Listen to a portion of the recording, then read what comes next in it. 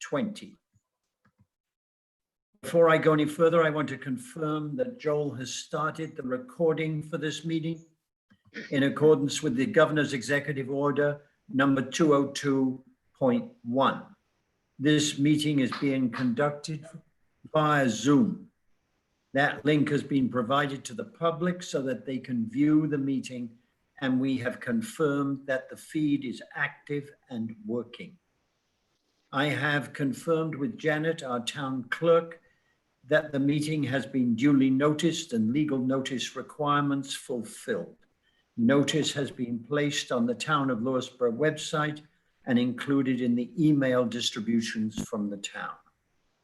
With me on this Zoom conference meeting with the Town of Lewisboro are members of the town board, Jen Castellano, Jane Crimmins, Tony Gonsalves, and Dan Welsh. We have a quorum and can vote on any matters coming before us. Also present are Town Attorney Anthony Millay, Town Clerk Janet Donahue, Joel Smith, Facilities Maintenance Director. At the public comment periods, we ask that only the following persons will be permitted to speak: residents of the Town of Lewisboro or Katona Lewisboro School District, owners of property in the Town of Lewisboro, employees of the Town of Lewisboro. If you want to speak at the public hearing or make a public comment, please raise your hand at the appropriate time. To do that, if you are on Zoom, put your cursor at the bottom of the window and put your cursor at the bottom of the window, and I'll find my place in a second. And you should see an image of people labeled participants. Click on that to get a panel on the right-hand side with icons at the bottom. You can then click raise hand. Participants who have raised their hand will show up on the host screen in the order that they raised those hands. The host will then unmute you and tell you that you have the floor. You may also have to unmute yourself if your microphone isn't active. If you dialed in on a phone, you can raise your hand to indicate,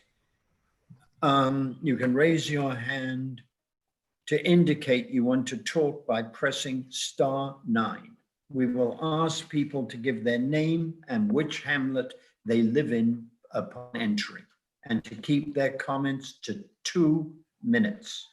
Our town clerk will be keeping time, and you will hear a timer at the end of the 2 minutes. If someone is disrespectful or uses profanity at this meeting, they will be asked to leave the virtual meeting just as they would have been asked to leave a physical meeting. Please remember that your camera is on and profanity will not be tolerated in any form, including gestures and acronyms. Now, please stand with me for the Pledge of Allegiance. I pledge allegiance to the flag of the United States of America and to the republic for which it stands, one nation under God, indivisible, with liberty and justice for all. I'd like to open a public hearing regarding expansion of the purpose of the Antenna Advisory Committee, which simply extends it from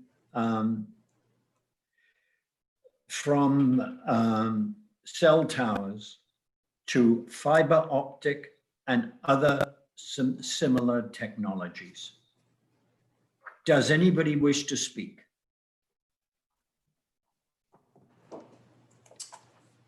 Peter, I have two I hands. can see no one No, who Peter, wishes to speak. Peter, So I'd like.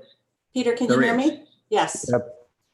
Yes, I have two people. I'm asking Robert Feinstein to unmute.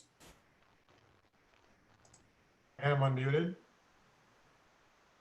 You should be unmuted. I should be what? You should be unmuted right now. According to this, I am. Yes, I said you're Okay. unmuted. I may have raised that hand too quickly. I'm not interested in commenting on what Peter just said. I wanted to participate in the public comment period about an issue that is. But we're not at the public comment period. So with due I may respect. have put my hand up prematurely. Okay, thank Sorry. you. That's okay. Who else wish to comment on this change in the town code? I have one hand up, Gray. I'm asking you to unmute. Unmuted. Okay.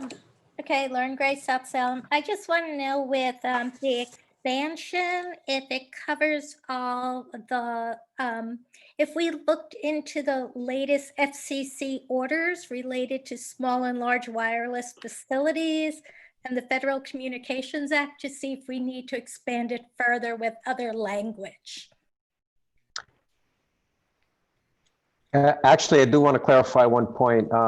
In this, the agenda packet, where we modified the definition to include fiber optic and other similar technology, it should say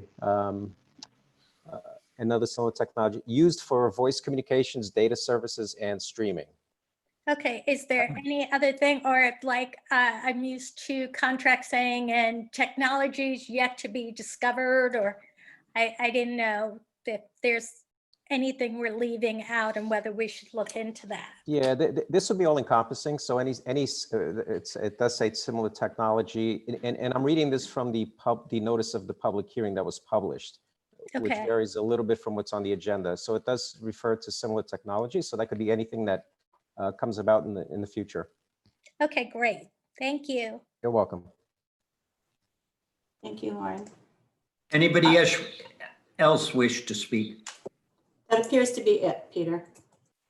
In that case, I'd like to make a motion to close the public hearing. Do I have a second? Second. Jennifer? Discussion? Is this public comment or is that later? That's later. No, this is just a motion to close the public comment period. Sorry about that. I had to step away for a second. To close the Discussion? public hearing on All the in favor? advisory board. Aye. Aye. While we're at it, I'd like to make a motion to add this to amend the code in line with what we have just discussed.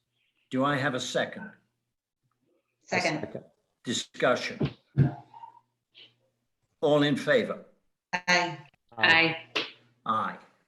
I'd now like to move on to the first public comment period, where we will accept comments on everything except the statement reaffirming and expanding the March 27, 2017 welcoming resolution. Does somebody wish to speak? Yes, Peter, I have a few hands. Okay. The first one that I have is Lauren, or Allison, I'm sorry. Allison, I just asked you to unmute. Okay, I'm here. Okay. Okay. My name's Allison, and I don't feel comfortable giving my exact address due to the recent targeted attacks of certain people in our town, but I do live in the Truesdale Lake area. I have a few comments that I'd like to make about several different issues. Number one, why is there a new leaf blower survey? What were the results of the first one? I don't think they were ever given. Why is the town so concerned with leaf blowers when there are far more pressing issues in town, such as the condition of our roads and the maintenance of our town park where our children play? Number three, residents who are also contractors in town took it upon themselves to do a spring cleanup at the town park because it's so poorly taken care of. They volunteered their time and equipment to mow and trim, among other things. My question to you is, why are residents having to take care of town property? Why does the town neglect the care of the town park? we pay a tremendous amount of money in taxes, and it's disconcerting to me that people are having to take the maintenance of our town park into their own hands.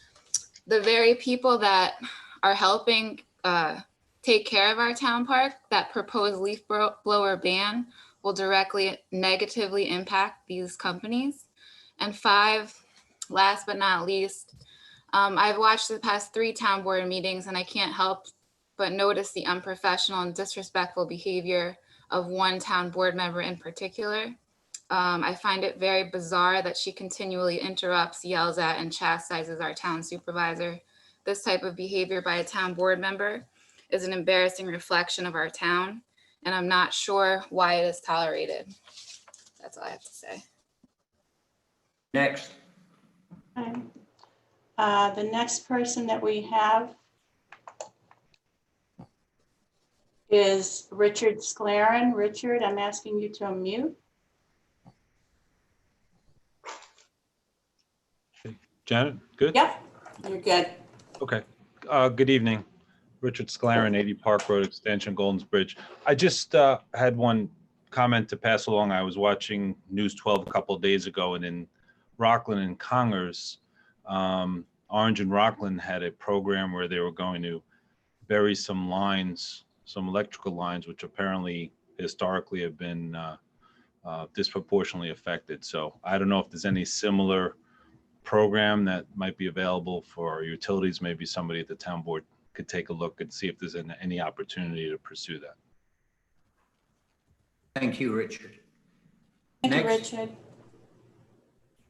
Next, I'm asking Robert Feinstein. I'm asking you to unmute, Robert. That's Felsenstein, but that's okay, close enough. I did prepare a whole speech, but since we have a 2-minute time limit, I will try to just wing it. So I'd like to talk about is Optimum, and I'm quite upset about the fact that Optimum has decided suddenly that they will only offer refunds for service not delivered after the power was restored by NYSEG. In years past, I've always received full credit for all the days that they did not provide service. I don't believe that it's legal to do this, and I'll tell you why. An example would be NYSEG that told me many years ago, we don't offer credits for outages because we don't charge you for days that you don't have service. We only charge for the product that we deliver to you. That's the kilowatts, and we charge a fee for delivering that. But they told me that if I turned my meter off and went away for a month, I wouldn't get a bill from them at all. Now Optimum has a different business model. They are charging on a monthly basis for the delivery of service. And if I were to disconnect my modem and go away for a month, I would still get a bill from Optimum. So what they are doing is they are trying to offload their expense, their outage expense, onto the customer. If they don't deliver a service, imagine if you hired a painter who didn't paint your house and then he sent you a bill. It's a service not delivered. So I don't understand how they can get away with that.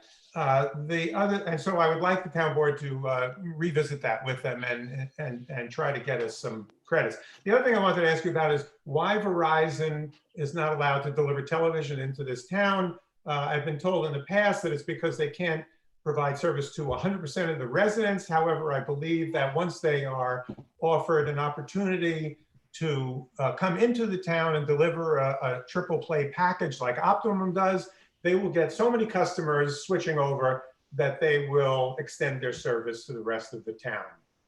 Thanks a lot. Thank you. Now I'm asking Adam Oakes to unmute. Good evening. Thank you. It's Adam Oakes. Mr. Hamlet, I'm addressing the board tonight as the chair of the Lewisboro Emergency Management Committee. Excuse me. I would like to read a prepared statement as it relates to the tropical storm which impacted our town on 04 August 2020. Excuse me. I wanted to commend all our local and external partners for all their dedication and efforts in preparing for, responding to, and recovering from the tropical storm. I want to express my sincere gratitude to all of them for their excellent work and their dedication to serving this town 24/7, 365. Thank you so much. And I just want to bless all of them. Respectfully submitted, Adam Oakes, Chair of the Emergency Management Committee. Thank you. Thank you, Adam. Hello. So what'd you say? I said what I wrote, but If everybody could mute who I'm not asking to speak, please. Eric Perry, I'm asking you to unmute, please. Hi there. Hi. I attended a general meeting a while back when kind of a lot of the messiness happened. I'm back in this space after a while just to kind of check in. I know that this comment is not for racial justice, but I do have a question just as to why that is. I'm assuming there's probably going to be a second section for public comment where kind of we have a longer form discussion that doesn't kind of pinball. I just want to acknowledge all the work that the board is doing. Chief Alfano, I messaged you about kind of stuff regarding my family and safety, and I appreciate your prompt response, and I understand the division of responsibilities between Bedford and Lewisboro, so I just want to acknowledge that, so thank you. And yeah, I'm excited to be back in the space and see how I can do my part for the town. All right, thank you, Eric. Now I'm asking Robin Legenzowski to unmute. Hi. Hi, Robin. My questions have to do with the Committee on Race and Equity. That's not the, I don't know if it's separate. It's about the committee, not about the statement. Is that okay? Well, the statement will include setting up that committee. Okay, so should I talk later? Yes, Okay, please. thanks. Okay. Does anybody else wish to speak? Yes, I have one more, Peter. This is Mary Kay Carosa. I'm asking her to unmute. Mary Kay? Yes, hi, can you hear me? Yes. Okay, great. I live on Route 22 in Golden's Bridge. And I just had, I guess, a couple of comments about the proposed issue with leaf blowing. While I do agree that we should be doing, some things to be more eco-friendly, I'm wondering if the board has maybe thought about the impact that it will have and the amount of money it's going to cost not only landscapers, but just general homeowners. So maybe, in the spirit of trying to be, I guess, eco-friendly, maybe we could start with implementing it for all town, if you're owned by the town, all town operators need to use battery operated, and then slowly see how that helps, because at least it's something. And then kind of, I guess, resurface the issue and see, how everyone else in the town feels about it. But I just sort of feel like it's a huge burden, and we can at least try to fix it a little bit without burdening everyone all at once. That's it. Thank you. Thank you, Mary Kay. Peter, that appears to be it. I've done a quick All right, check. I'd like to move on to communications. Peter, could I make one quick comment, since there were a few references to the leaf blower survey, just to assuage everybody's fears? That was just an information collection exercise. The board is not ready to do anything on that. The reason the second one was issues because the first one was criticized as being too skewed, so it was redone and re-put out. The sustainability committee just wanted to get input and then think about other ways to get at this, and likely it's going to be more along the lines of education and all that. So the town is not prepared to take some step at this point on that, and just again to clarify what's going on there. Thanks. Sorry. All right, communications. The first thing I'd like to communicate is a whole load of thanks to Gary Page, who has just donated a brand new generator to the town, which will hopefully take on a true, essentially into the age of being able to continue to operate whether or not they've got NICEAG power.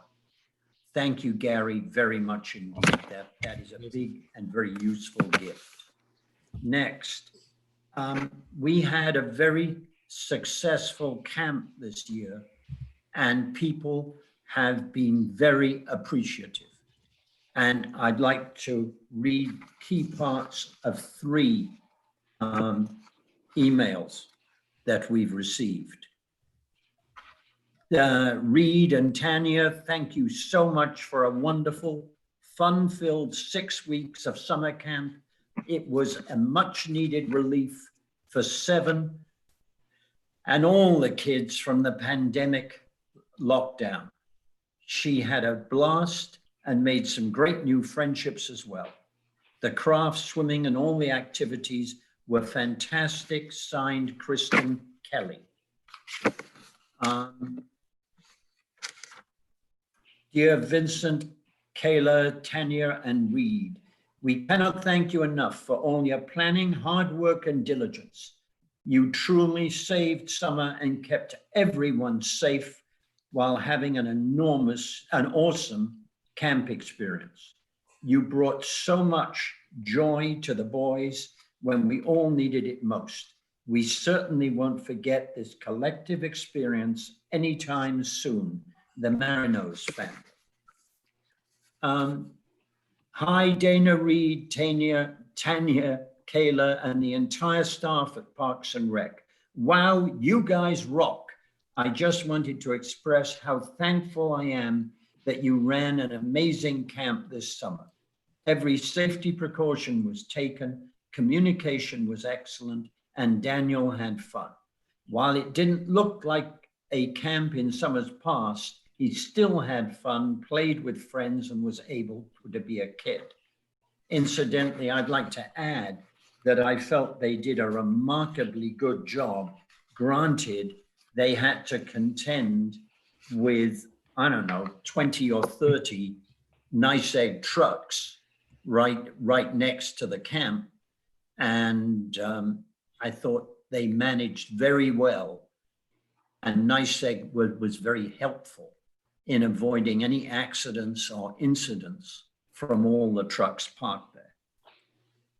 Next, to the whole town board from Susan Simon, Town Justice. This is not about the camp.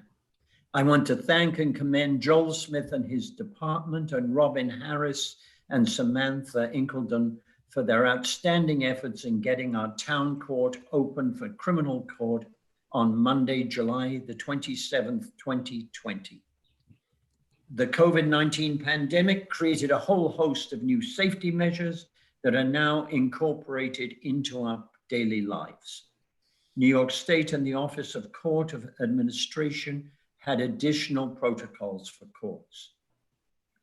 They've been evolving, and with the Lewisboro Police Department, everybody has kept up. The first night of court went very well. We are lucky to live in a town and to have such wonderful people to work with.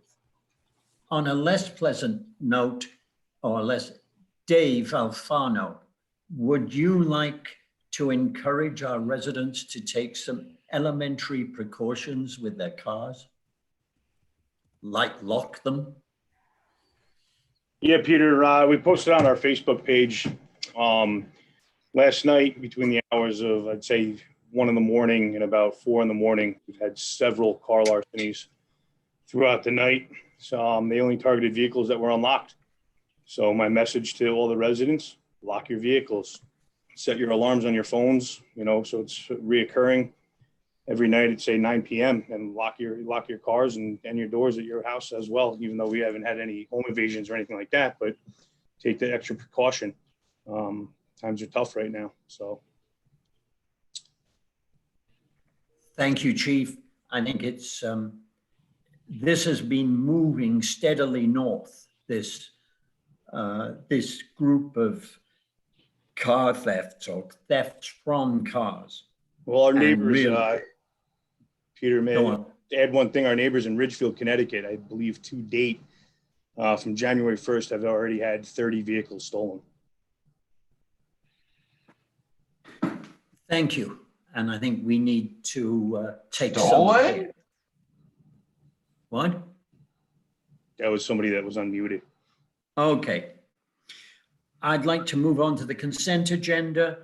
I would like to propose that we accept the approval of minutes of July 13th and the monthly reports for the building and police departments.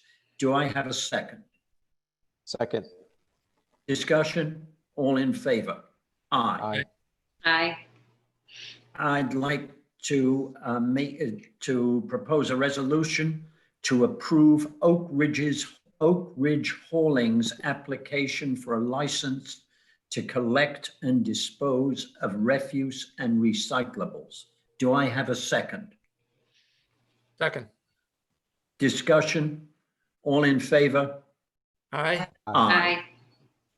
I'd like to propose a resolution to approve AAA carting and rubbish removal for a license to collect and dispose of refuse and recyclables. Do I have a second? Second. Discussion? All in favor? Aye. Aye. Aye. I'd like a resolution authorizing, would somebody like to propose this and then I'll explain it?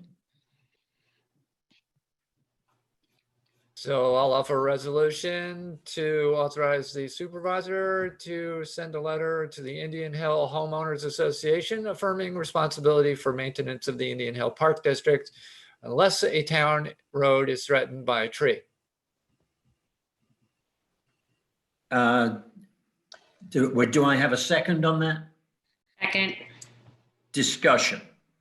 Peter, I have a question about that. So that's the property that is referred to as parcel H? Yes, but I think it's more than parcel H. Okay. It is quite a lot of land inside the Indian Hill Reservation, Indian Hill development. Right. So we had complaints. I've got a list of every piece of it. Right. So we had complaints from residents who live on the other side of that parcel H, complaining about folks on the Indian Hill side encroaching and using parcel H as an extension to their backyard. And we were going to communicate to the homeowners association about that. Maybe you could incorporate that to the same letter. Yes.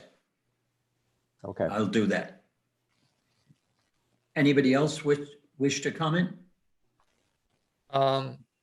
The judgment about being threatened by the tree, is there any, they just take a picture of it for some kind of evidence, the same kind of. Yes.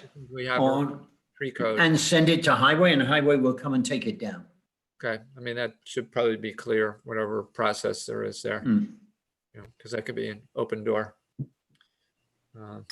Peter? All in favor?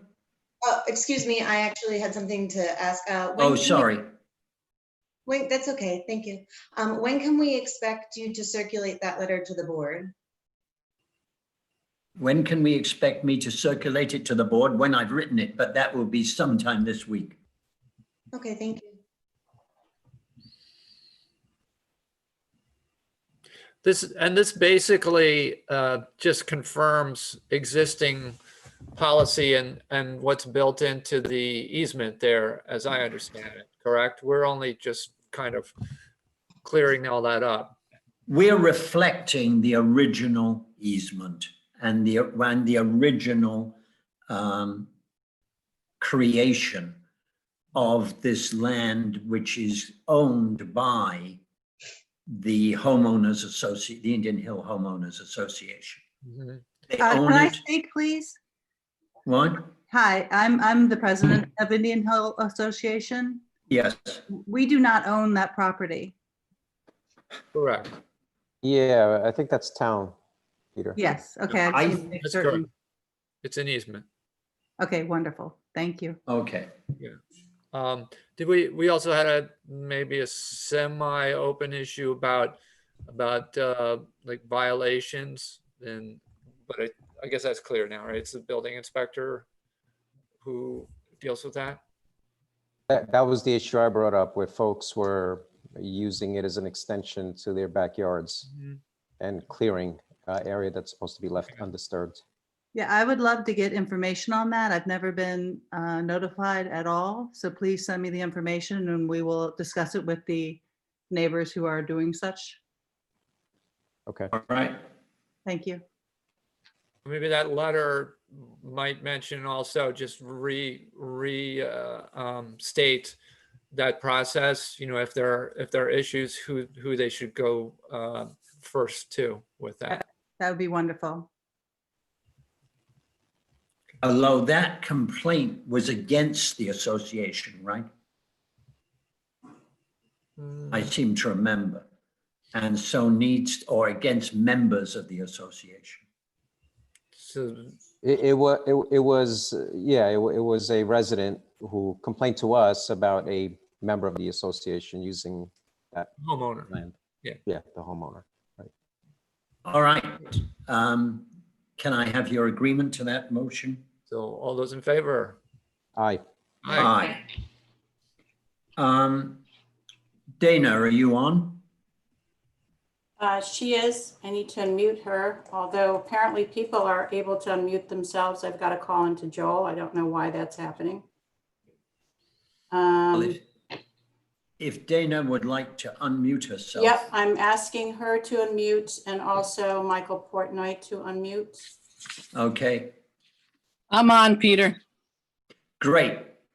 All right, the next item is a discussion, basically a discussion on granting first responders passes. Sorry. Can anybody hear me still? Yes. Yes, We can hear All right. you. I'll go on talking and hopefully eventually I'll get the, you'll be blessed by being able to look at me. All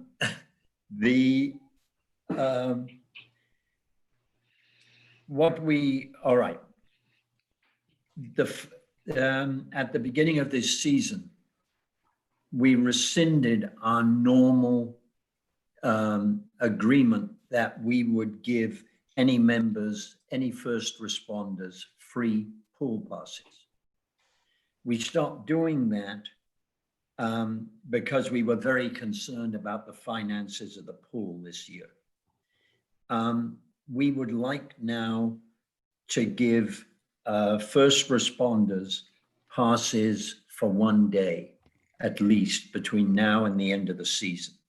And at the same time, extend the season until September 9th. Do I have a second on that? Second.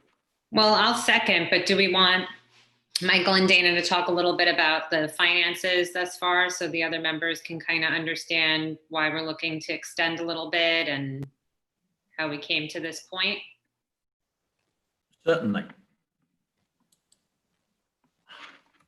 Okay, So that's Dana. or Michael, I'll go first with the emergency services and then you got the extended season. Okay. So before the season started, when we came to the emergency services to ask them to help us open the pool and make it more financially feasible to have the pool open this summer, we had asked the emergency services to pay half price, which is something they haven't done in the past. So they were all very cooperative and did this, and we are so appreciative that they did, that we would also, now that we've kind of almost made up the money it costs to open and run the pool for the summer, give them a little bit of a thank you to them, which is 15 passes for 15 families for each emergency service to access the pool between now and the close of pool for 4 people in their households. So if everyone uses their passes, it comes out to be $3,000. If they don't, it's no money lost because we don't think they would have been coming to the pool anyway. So it's just as a small token of our appreciation for their understanding and cooperation in the matter. So that's the EMS part. Michael, you got the extended season part? Sure. So we were planning on closing on Labor Day, Monday the 7th. We normally have a day in between until the schools open, but schools are not opening until Thursday the 10th as of right now. So our plan is to stay open for an additional 2 days. I know a lot of families are home with not much to do, so we figured we have the staff, we already have the water and chlorine in the pool, so made sense. But our plan would be to charge all patrons at the gate since it's out of our budgeted expenses. So any patrons that choose to use the pool will have to pay for the day, even if they had a membership. The only thing that came up to question was, do we discount the members that were members for the summer, or are we just charging one flat rate at the gate, which is really up for the board to decide here. I thought you were proposing one flat rate. I wasn't sure what everybody wanted to do. So we can do. I'd like to stick with the one flat rate because it's simple. Okay. That works. Okay, Dana? Yep, that's fine. All right, I'd like a motion to accept both extending the pool season by 2 days and also granting passes to first responders for 1 day. Do I have a second? Second. Discussion, all in favor? Aye. Aye. Aye. Do we also need to discuss the extension for the private group that's going to use the pool through September, Michael? Yes, I apologize. Okay. Yeah. And sorry, all Peter. right. We do have the 2 swim programs that are renting pool usage right now. They plan to continue through the month of September, which does not cost us money other than the staffing, which is covered by those rental expenses. So they're planning to stay through the month. We would like to stay open for them. We're only talking about a couple hours a day and only being there when they choose to use the pool. So I propose that we accept that, that we go ahead with that. Do I have a second? Second. Discussion, all in favor? Aye. Aye. Aye. Dana, do you want to discuss the Lewisboro Recreation Program during distance learning at LES? Sure, I'll start it and Michael will come in and finish it. So once the school announced what their schedule was going to be for the fall with in-person learning and distance learning, really Michael and Reed tried to I guess they want to complement what the school is offering and help out working parents. So they have started to go through the process with the Office of Family Services to obtain a daycare license in order to run really, I guess, daycare as well as learning support so that working parents have a spot where they can have their kids safely doing learning from a distance, as well as being cared for during the day while they're working. Okay, Michael, I said it for you. Like it. So our plan would be, for those who are not aware of what Katona Lewisboro School District is offering for the upcoming school year, K through 1 is in school Monday, Tuesday, Thursday, Friday. On Wednesdays is remote learning for all students. Grades 2 through 12, they are breaking up. I don't think they've made the decision yet as to who is attending when, but half of 2 through 12 will attend school Monday and Tuesday. The other half of school will attend on Thursdays and Fridays, with, again, everybody being home on Wednesdays for remote learning. As of right now, a lot of the community, just what we've seen on Facebook, is looking to hire teachers or tutors or different people to come to their homes to deal with a small group of children to assist them through their distance learning through the day. What we are proposing to offer, since we have the space at the former Lewisboro Elementary School between some classrooms, the gymnasium, the fields, basketball courts, and playground area, although we can't use the playgrounds as of right now, we'd be offering between 30 to 40 kids a safe controlled setting for them to attend and do their remote learning under the supervision of our staff. We'd be breaking them up by age into 3 or 4 different rooms. It would be overseen by education majors or those who have experience working with children, whether at our day camp or other programs. We'd be charging a fee to cover all expenses between the rent for the facility, payroll, different materials, possibly a snack. We'd try to keep the cost as low as possible, but make sure that we cover everything. It would most likely just be for grades 2 through 5 at this time. We figure middle schoolers can stay home on their own if need be. If the demand is more than just 2 through 5 and we can accommodate, then that's another conversation that we'll have then.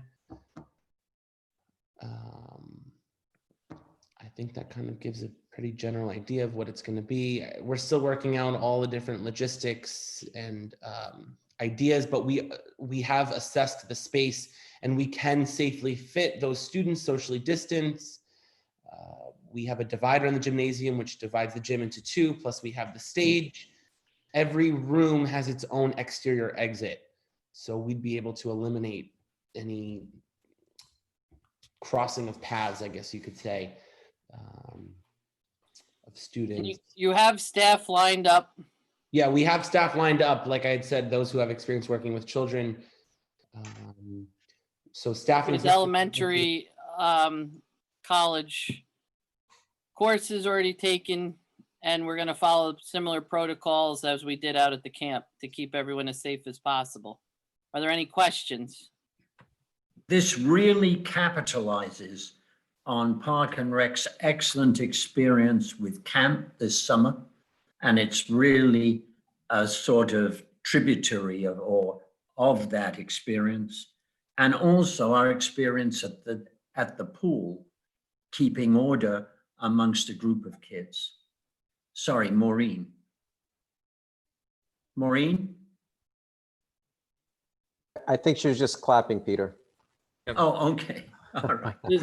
I mean, this is great, clearly great. I'm just curious, if you look at the numbers, because I feel so bad for families that have to go through this and all of a sudden they're incurring this cost, so I'm just curious if you have an idea where the cost is coming in, if it's going to be something, that people can stomach and deal with.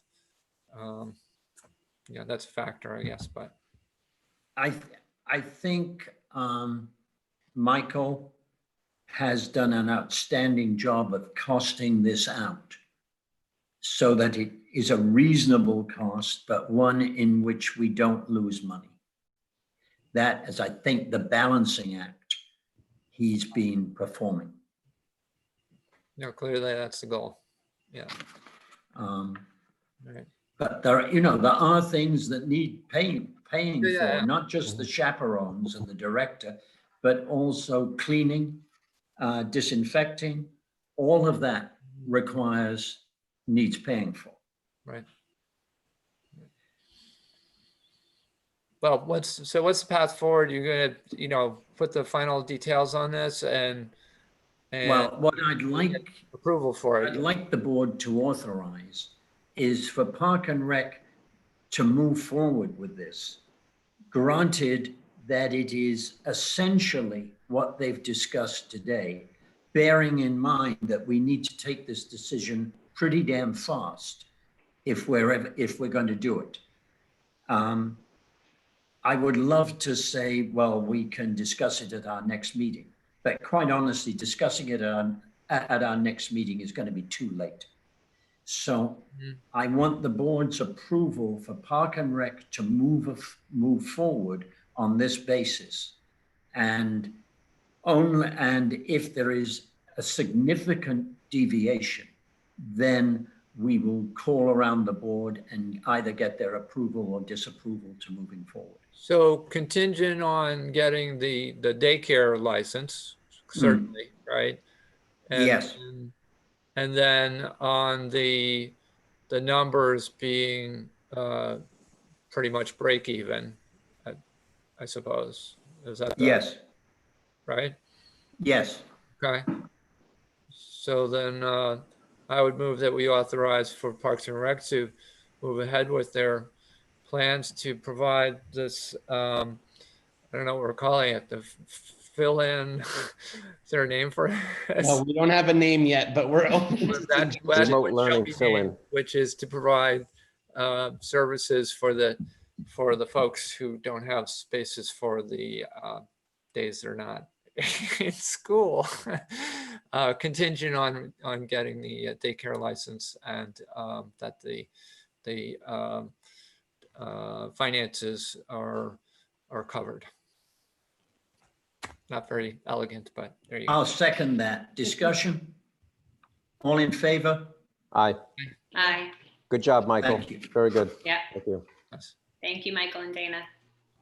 I'd like one of you to propose a resolution authorizing myself to sign the new PIC agreements. These are the agreements on the 3 lakes, on wastewater disposal at the 3 lakes. The engineering studies for that. So this is basically to accept the grant for that? Yes, this is, we have, because New York City is involved, quite honestly, there are more stages to approving something than people can imagine. I would like somebody to propose that I sign these agreements. Can I have a second?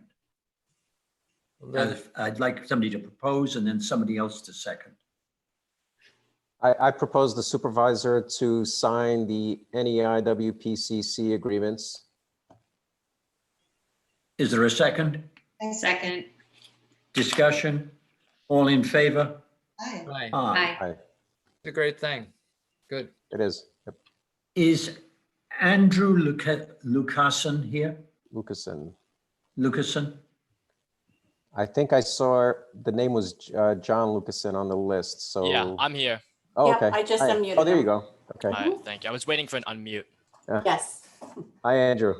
I'm Hi. sorry that I got your name wrong. Are you John or Andrew? I'm Andrew. I think my father's also in this meeting, probably. Oh, that's what I saw, Okay. John. Yeah, yeah. And is John on as well? He was going to. Yeah, I think John Lemke's here. If he could probably raise his hand so he could be unmuted. Okay. Yep, I'll look for him right now, John.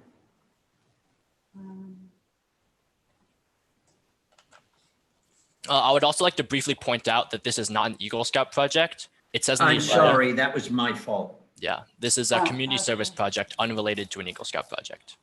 If John could raise his hand, because maybe he just Might be is listed John's- under John, maybe? John's iPhone or John. There's several Johns, so I don't want to just Right. unmute. There's John's iPhone and John. He did say he'd be calling it from a smartphone, so I'm thinking maybe it's the iPhone. I would think so. Yeah. Unmute and ask.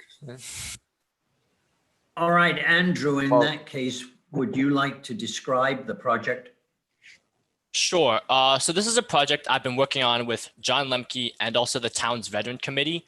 And the goal of the project is to hang individualized banners of local veterans in shopping centers and high traffic areas around town with the purpose of recognizing and giving some thanks to local veterans.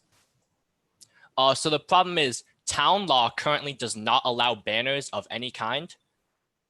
So I was recommended that I try to obtain a variance from the town's zoning board of appeals and also to apply for the town board to waive the fee to apply for the variance for the town's ZBA. So really, the town board is being asked to waive the fees for going to the ZBA. Yes. I'd like to Variance. propose that. Is there a second? And award a variance. Can we, before. Sec- Yeah, but before John we move is on, I think unmuted. Andrew. Oh, Yeah, I'm on here Andrew, now. did you want to show? Oh, hi, John. Hi, Hi. John. I John, made it. I'll let you, as chair of the Veterans Advisory Committee, John, maybe you want to say a few words about this project? Yeah, I'd just like to say Andrew is taking this on tremendously.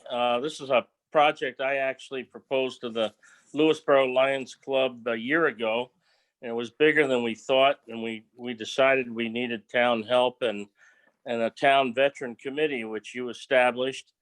And along came Andrew and volunteered to do exactly the same project.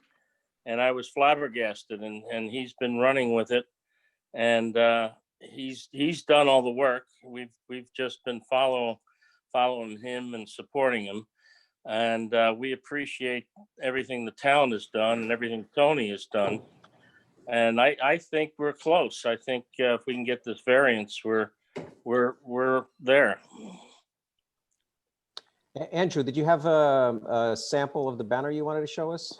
Yeah, I was wondering if I could get share screen abilities. Am I able to share my screen? I have sample photos of a sample banner that says like, the town of Lewisboro thanks local veterans, to give the board a sense of what these banners would look like. Do you have the share screen? I'll look if I have share screen abilities. All right, I'll share my screen. I have a Word document with sample images prepared. Okay. Can everyone see this? Yep. Yes. Yep. So on the left, there's a brief write-up. It just has the goal. Locations, like I said, were shopping centers around town. Dates, we were looking for Veterans Day and onwards for a few weeks or a month, just so that it's like this. Yeah, take a photo of this. And then banners. These banners have already been made in 16 different locations across New York and around the country. The company that prints these banners prints exclusively banners for veterans. They have discounts because their mission is to print these banners and get them around the nation. On the right, you can see the front and back of a sample banner that I have. It's nondescript, it's professionally made, it's not bright, it's not flashy, it doesn't have egregious fonts, it won't distract people or be an eyesore around town. Excellent. Thank you. And then on the bottom left, you can see one other thing I didn't mention. The sample banner I have is 24 by 48 inches, but sizes go all the way down to 15 by 30 to 30 by 60. So sizes are extremely customizable and can be changed very easily. All right. Thank you very much, Andrew. I think this is a brilliant idea, and you deserve a lot of praise for pushing it forward. I'm sorry about the town code making it difficult and awkward, but that's called life. As I'm learning. I will willingly speak in favor of you in front of the ZBA, and I really hope you get approval from the ZBA. I'd like to make a motion that the fees be waived. Do I have a second? Peter, is this variance for us to waive or the zoning board? Zoning board. All we're doing is waiving the fees for him to go to the zoning board. Okay, I'm sorry. Which is not really that helpful, but is, what we can do. Right. Do I have a second? I second. Discussion? All in favor? Aye. Aye. Thank you, Thank you very much, Andrew. And good luck. And do me a favor and tell me when you're in front of the zoning board. All right, great. Thank you very much. And thanks, John Lemke, for joining. Hey, thank you all very much. Thank you. Thank you. All right, I'd now like to launch into discussion of a statement reaffirming and expanding the March 27, 2017 welcoming resolution. Jen, would you like to read this? Sure. Or don't you Let me have just it? give me one moment to scroll down to that in the packet. If you don't have it, then I'll. Okay, I have it. In furtherance of our community discussion at recent town board meetings, this board reaffirms our commitment to inclusivity and equality for all residents in town. This statement builds on the welcoming resolution of March 27th, 2017. It is no longer enough to merely say that we support equality when we consider, oh, hang on one second. I actually shared it, Jen. Okay, perfect. When we consider our collective obligation to address the historic and current day racial injustices that we have seen brought to the light of day with the Black Lives Matter movement, it is our unwavering commitment to equality and inclusivity that allows us as a town to commit that every member of our community is represented in our discussions and each treated with respect.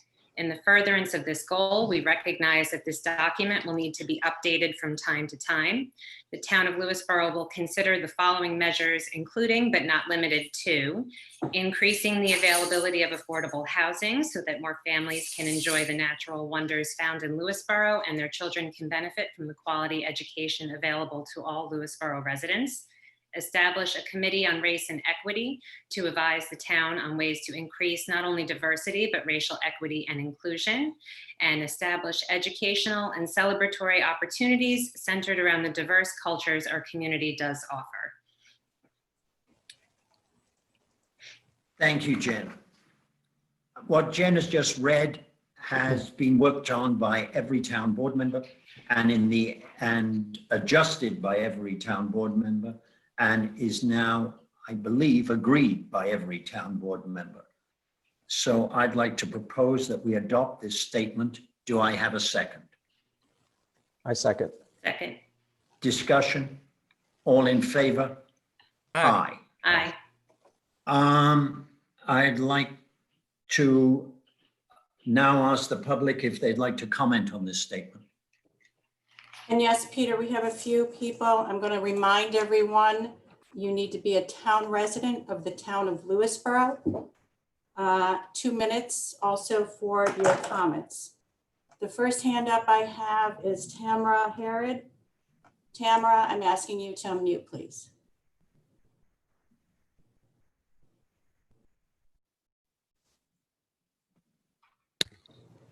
Okay, can you hear me? Yes. Great. Yes. Thank you. Appreciate your time. Thank you, everyone. I just wanted to make a comment, and I love the way it was rewritten. It is much less controversial than it was originally written. I think that we would be remiss if we didn't invite in this venture to create a committee on race and equality, not to have some members of different cultures or races or backgrounds join that committee. However, if that is not possible, I would like to find out ways of volunteering to be a part of that. I also think we would be remiss if we did not address the fact that the ideas of affordable housing basically is making the statement that people of color cannot afford to live here, maybe because they are less fortunate than we are. And I know that that exists on every race and religion and background. However, I think the main issue is really not having them represented in our town, whether it's our teachers, our police officers, our firemen, our town board members. And I think that we should do something as a town to try to encourage more people of color and different ethnicities and backgrounds to live here. But I think that affordable housing is kind of an insulting way to invite them. To say, hey, bring us your poor, that doesn't, there's lots of poor people from every background, and then also just to have a high density kind of building reminiscent of maybe a project where they're isolated from everyone else. I think that something should be done to maybe suggest integrating them, not, the affordable housing units to be more spread out and not in one project style building. With that said, thank you everyone, by the way, for the emergency management teams and everyone who contributed to bringing our power back. Really appreciate that. I thought it was very well done. Thank you. Incidentally, just one comment for Tamara.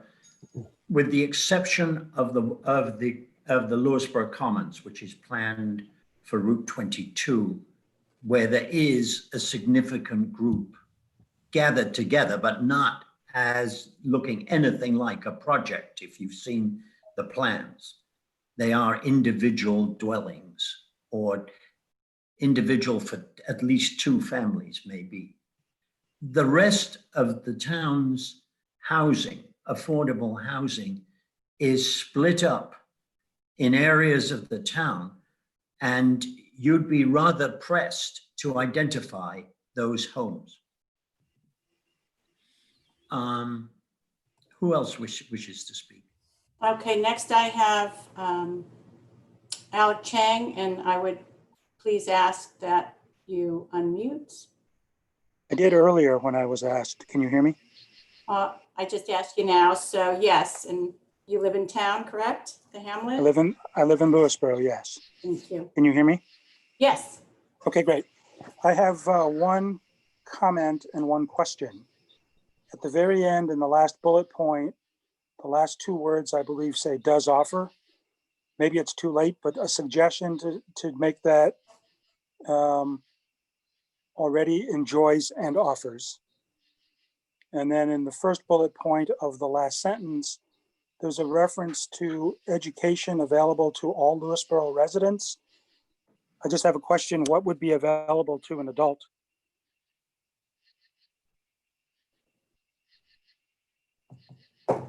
What education is available? What's available is the natural wonders of Lewisboro. Whether they travel for education will always be up to them. Right, but as I read the quality education available to all Lewisboro residents, I'm trying to understand the sentence you all wrote. So residents who have taken advantage of the education offerings in our town, this will be available to everyone else. And so that's a question I have. I'm sorry, I don't understand.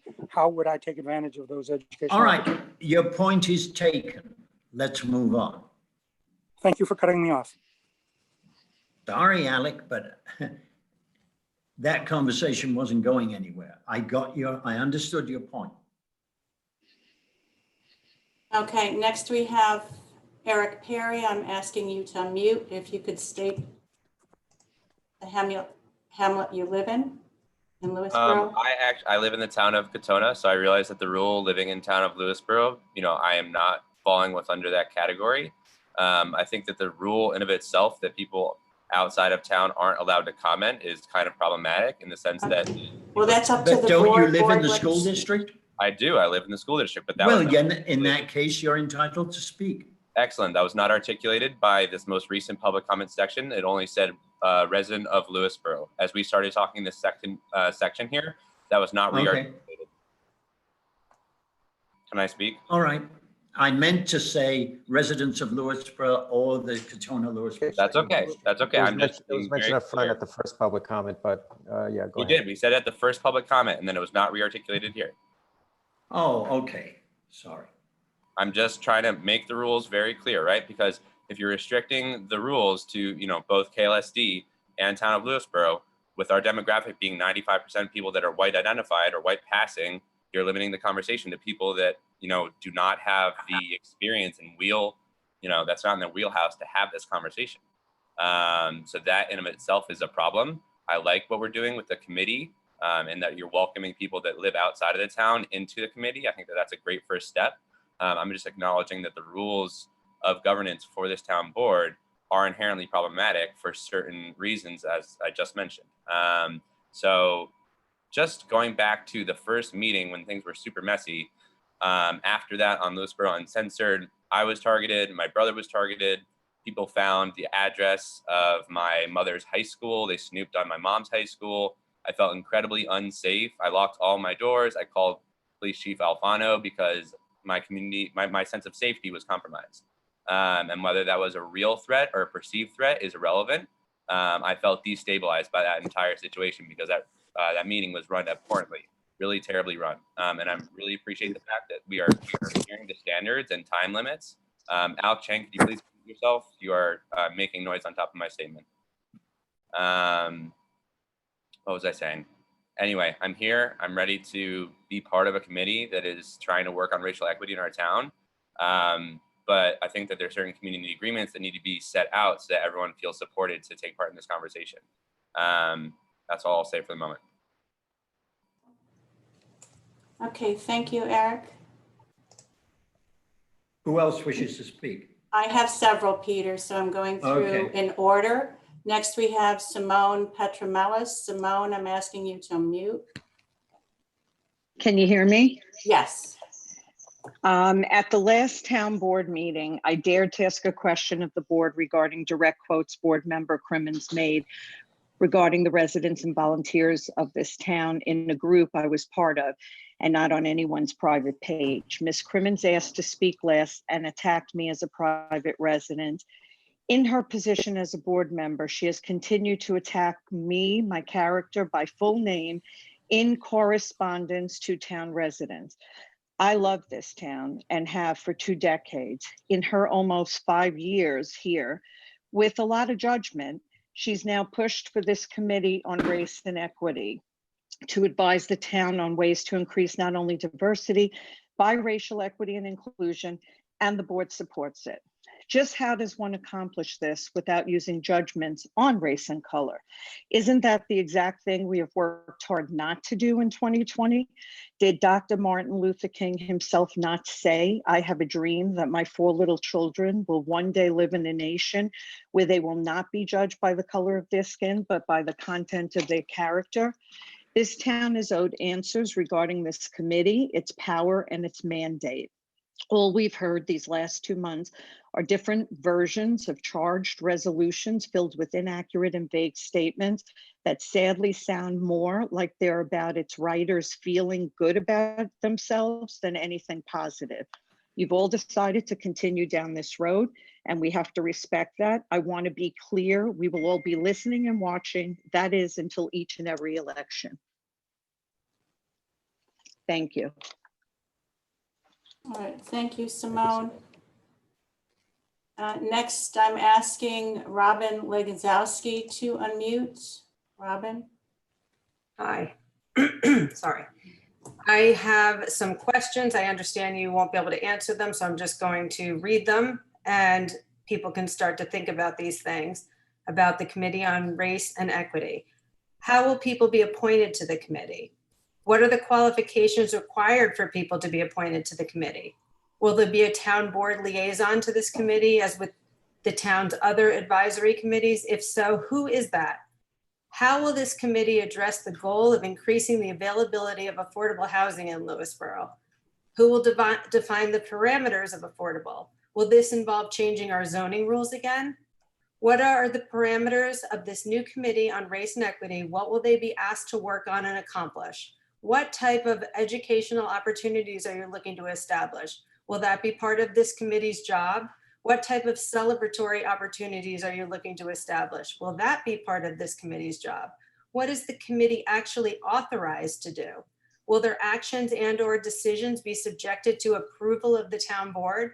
Who does the committee answer and/or report to? And in addition, why would we include someone from another town to work on our Lewisboro Committee on Race and Equity? That's open. Are we allowed to work on other towns' committees? I'm not really sure, and I haven't been invited to. So I would like to know some of those specifics, and I think a lot of the people in the town would like to know as well, because we don't like to be ambushed and surprised. We like to be part of these discussions and be part of what is going on in our town, and we would be happy to. Thank you. All right, thank you, Robin. Next, I'm asking Adam Wiles to unmute. Adam? Yes, hello. I would like to say that I live in Vista, and that I think a committee on race and equity is an insult to our residents and non-residents alike. Lewisboro, like all communities, is open to anyone who wants to move here. The New York City metropolitan area upper middle class is very diverse. According to Statistical Atlas, income of over $200,000 is 42% of white people, 58% of all other ethnicities, including Hispanic, Black, Asian, mixed ethnicities. And I believe that for people on the town board who are essentially saying that our community should be fundamentally changed, you could have chosen to live anywhere in Westchester, but you chose to live here. But now you sit on this board speaking to me and everyone else as if you made some kind of mistake moving here. I don't feel I made a mistake, and I feel it's insulting to every person who is non-white to make an assumption they're unable to move here because of the inability of income. That is simply not true. And I'm offended. Thank you. Okay. Thank you, Adam. Next, I'm asking Michael Ferrara to unmute. Michael? Thank you. Mike Farrar from South Salem. I don't know, based on what I heard, it sounds like maybe this is done and there's not really nothing more to deliberate over, but I'll share my view. Based on what I'm reading, I think we're still in a flawed place. Rather than focusing on equal opportunity, the board remains focused on equality of outcome with a vague and changeable document that's a real slippery slope. And I haven't seen anything credible said about in terms of underlying causes. I don't think this board understands that many highly respected Black intellectuals strongly disagree with your conclusions and recommendations, and I think it'll be intellectually dishonest to ignore this. Many of these Black intellectuals point to a particularly important factor hindering the advancement of Black people in this country. Single-parent Black families are currently about 75% of their total, which is up from 20% at the beginning of the civil rights movement in the early 1960s. Not exactly progress. This is a tragedy that cannot be blamed on systemic racism.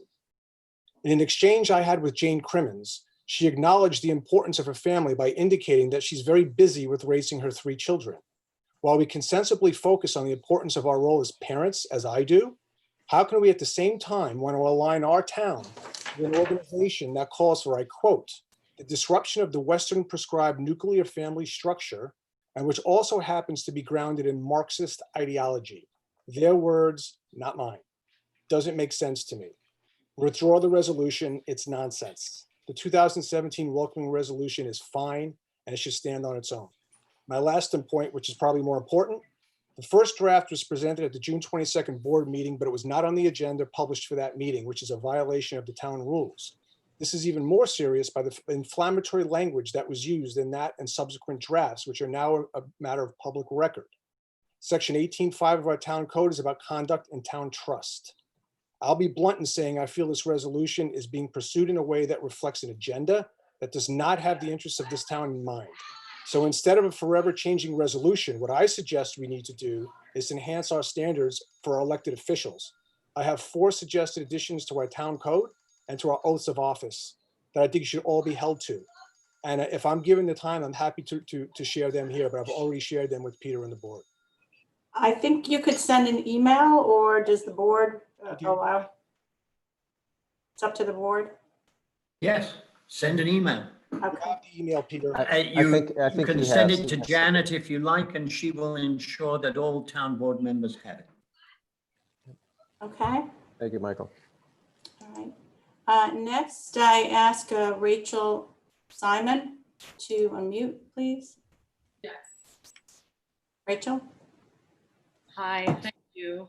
I live on Sabbath Day Hill, and I want to thank the town board for their work in editing the statement, the town board member, especially town board member Crimmins, for her commitment to this very important issue, and Chief Alfano, and all of our neighbors who stand for equity and inclusion in Lewisboro. I'm proud to live in a town that sends a message of justice and signals publicly a desire to create a welcoming environment for people across diverse identity categories, especially those disproportionately impacted by our country's legacy of racism. I recommend, this is my one tiny recommendation, that the B in Black and Black Lives Matter be capitalized to signal that it is a culture and not a color. It's the policy of the Associated Press, the New York Times, and many others. And finally, as a professional working in diversity, equity, and inclusion, I'd be happy to serve on the committee when it is formed, and let us know what that process is going to look like. Thanks. Okay, thank you, Rachel. Now I invite Jeremy Zittimer to unmute, please. Can you hear me? Yes. Hi. I have a mixture of notes and speaking off the cuff. I live in Golden's Bridge. I've sat here through nearly like 8 combined hours of conversation about this resolution, and as I've seen it get progressively watered down more and more, the way it's been gutted down is a disgrace. Like when I juxtapose it against the progress that this country is trying to make on racial equity, against the backslide that this town is making, I'm not here to play anymore. We're here suggesting that the majority of Black people don't support the Black Lives Matter movement at the center of this resolution. Is that what we're like trying to convince each other of? We've witnessed 3 full months of acts of police brutality and hostility against Black people nationwide, and entire cities overturned by cries for Black people to be treated as equals by our government and law enforcement. And after 100 days, our town can't muster so much as a written reminder that our low incident police department should continue to use minimal force. We can't muster a reminder in writing. Like Chief Alfano, based on the impressions I've gotten from these meetings, I think you're a good guy. I'm talking to the board right now. I'm not talking to you. I'm talking to the board and the board's courage to set a precedent for the future after you leave the police department. I want to clarify what racism means to everybody. Racism does not mean assessing that Black people, yes, in this country do have 1/10 the wealth of an average white family. It is not racist to look at statistics and make an assessment like that. And our town is not immune to issues like this. We've come up with 1,000,001 reasons why we can't take action against racism as a town, because it's too controversial, because the sentence was too wordy. If you think it's insulting that we want to create a forum on racial equity, that's not the problem of the town board. The fact of the matter is we've come up with all of these reasons, but the resolution doesn't have anything in it. The resolution isn't going anywhere. That's the end product of all these conversations. We are a community. Come on, we are a community. We can do better than this. Let's stop talking over each other and start taking each other in good faith and stop attacking each other in bad faith. I want to be able to work with the people on this call and not tremble when I see the names on the Zoom because you're going to threaten me and my family. We are one town focused on making everyone in this town more equal. Can we get behind that? Thank you. Thank you, Jeremy. And now I'm asking Jim and Han to unmute, please. Hi. Thank you thank you, Jeremy. Thank you, Rachel. Thank you to Town Board Member Crimmins. I agree. I think that we could say more. I was like shocked at recent news about a Black Lives Matter sign that was burned as close as Chappaqua. There are things around us where we need to take a stand. And I was so, we could all agree that the young man who came before us and wanted to put banners up around town just celebrating veterans. We all agreed on that, right? It didn't seem like that was controversial. And I feel like that's what this statement is also something that we can say. And that Black Lives Matter, that we stand for equity. And I wish, my hope for my children and for all of us is that we could have a conversation about the banners, about this statement as we did the banners, the veterans banners. And I also just wanted to say, absolutely, I think that our police force is a fine force. And I think that I wanted to say, even last time I didn't get a chance to, but that, I see around town, we've got state police and we got county police and we have all kinds of different overlapping law enforcement. And I think, therefore, it's also important to say what we stand for, that what we believe in this town is equity. That's all we're saying, equity. And no one's being attacked. We're just saying we stand for that. And it's not, there's equity, as Rachel said, on a lot of different levels. It's not just race. This is an opportunity for us to make a change. And this is a moment with the pandemic and everything where we can reflect on this and think about how we should move forward.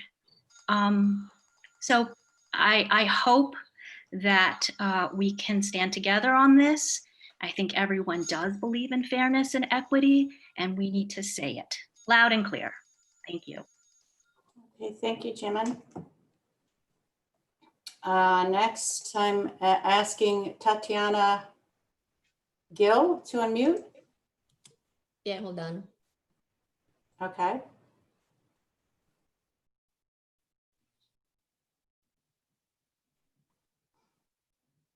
She's muted again. I'll come back to her since she told me to hold on. I think that maybe she's doing something. I'll ask now Mary Shaw to unmute.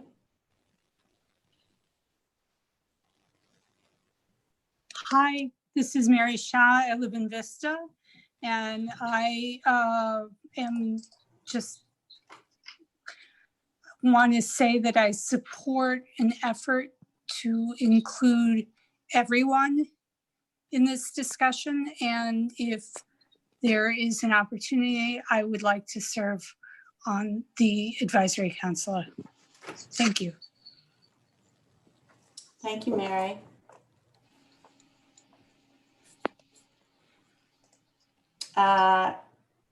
Tatiana, you want Gil? I'm asking you to unmute again. Yes, I just unmute. I just want to say I have lived in this community for 10 years. I live in Glen Drive, and I never felt that I was discriminated until the town was, or the town, the board started dividing this community so much, like this country that is very divided. And I start seeing a different posts about the police officers and attacking all the police officers. I am all for inclusion, but not only inclusion of one, only just the Black matters. I'm for inclusion for all the human beings in this country, and that's what we're missing here. No matter their race, their religion, their sexual orientation, or their occupation. My husband is a police officer, and I felt threatened by all the signs in the town. I still feel threatened because I see in all the social media how they fight back and forth about just having a flag of the United States or a flag of the police department, or how many times we put a sign in my corner of my house and they steal it the next day just with a few hours because we just want to say that we support the police. So I just pleading to the board that please stop dividing this community. The country is already divided. We need to find a unity. You need to unify this, the country and the community, and we need to start by that. I stop your political views. You need to put that on the side and start working together. It's just like nobody can separate that. It's just you have to be, you only see black and white, and life is not that way. We all need to be safe and feel safe. And that's what I need to pass to my kids, to respect all human beings and to stop spreading hate and just put a message of love. And that's what I would like to see more in this town and this community, because it's way too divided. Okay, thank you, Tatiana. Next, we have Leah Pizer.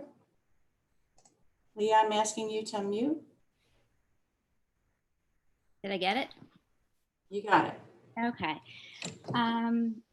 Just really quickly, first of all, to the board, incredibly disappointed that I spent time trying to formulate my ideas and thoughts, because I thought that's what you guys asked us for. And I sent an email to every single one of you and did not get a response from any of you. So why bother telling people that we should email you if you're going to ignore us? Also, if I caught this wrong, this committee, which seems lovely, why would it have people not from our town? I understand guest speakers, which I highly encourage, to have guest speakers from all different ways and lives, but to be on the actual committee, I want like proof that you live here, not that you're living in Brooklyn and you're hanging out at your parents' house. Like, you need to be part of this community. And I also do need to just point out the hypocrisy of the fact that everybody on this board moved here to a incredibly all-white area, and now you're putting something on a piece of paper, and it's all your actions versus what you are trying to put on this meaningless piece of paper seems, it's hypocritical. So I would love, if you're going to have a committee, I think it needs to be important, it needs to be effective.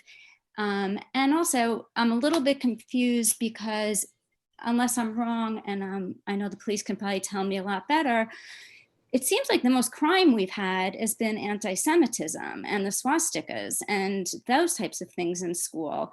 So I'm wondering if next on the agenda would be a religious committee as well, because hands-on, there have been swastikas around. And so if you really want to go down this road of committees on everything, as opposed to a humanity committee and something that makes us all equal and human, you're going to have to start going down that road of all the different crimes against every group of people. All right, thank you, Leah. Next, I'm asking Andrea Rendo to unmute.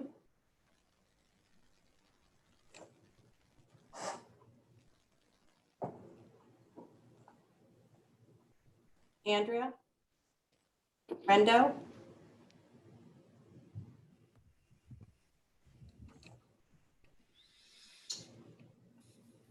Okay, I'll come back. Trevor McGinn, I'm asking you to unmute.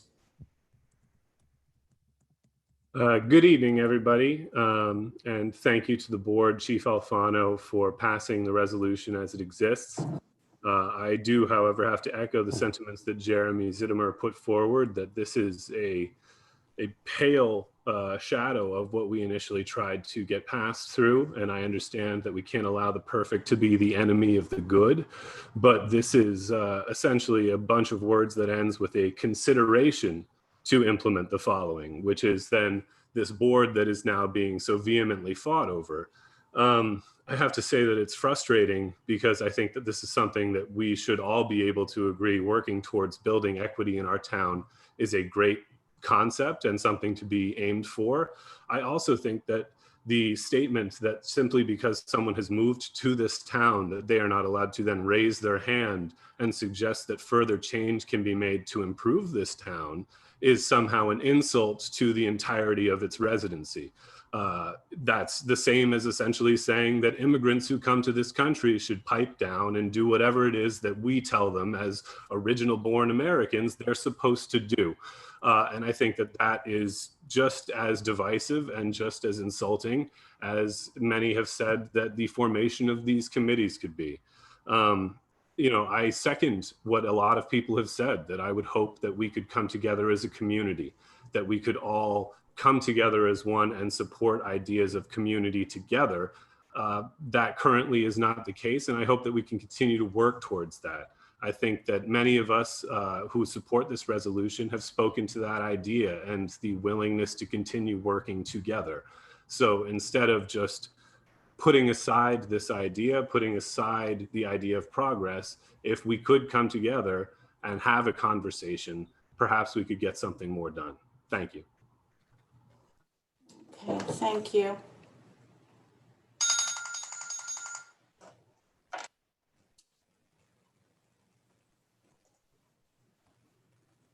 I'm going to go back to Andrea Rendo. Andrea, I'm asking you to unmute. Okay. Yep. Excellent. Good evening, Andrea Rendo, South Salem, New York.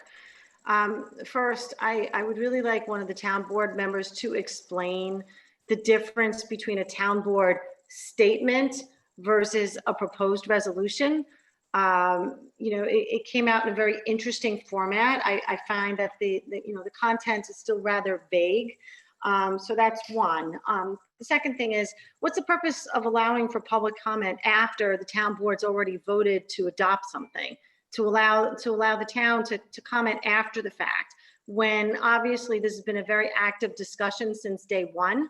The town has really, on social media, at the town board meetings, they've wanted to, and they voiced an interest in being actively involved in the creation or change to any town resolution.